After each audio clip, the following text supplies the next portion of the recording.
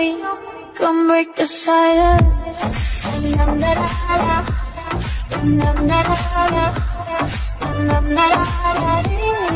So this is trichostasis spinulosa, a condition which is very different from having blackheads or comedones. इस condition में आपके नाक पे जो हेयर फॉलिकल्स होते हैं वो कुछ कॉन्जेनाइटल टेंडेंसीज की वजह से बाहर नहीं निकल पाते।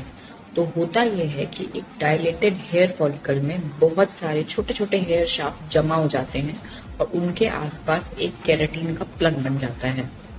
Because comedone is also basically an obstructed keratin and here also there is keratin, so both appears quite similar in appearance, but these both are completely different situation due to completely different underlying causes. जहाँ पर एक तरफ ट्राइकोस्टैसिस स्पाइनोलोसा hair follicles के बाहर ना निकलने की वजह से हो रहा है, वहीं दूसरी तरफ कोमेडोन्स सेबेशियस डक्ट की ग्लैंड्स के ऑब्स्ट्रक्शन की वजह से हो रहा है।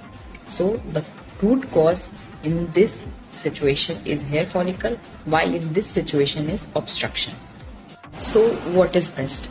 अगर आप भी इस कंडीशन से सफर कर रहे हैं तो you have a few treatment options. You can go for topical keratolytic agents such as topical retinoids and urea-based moisturizer. But according to my opinion, the best treatment for this condition is to treat the root cause, that is the retention of hair follicle. और उसके लिए you can go for lasers, diode laser and alexandrite lasers are some of the best lasers which work wonderfully on hair.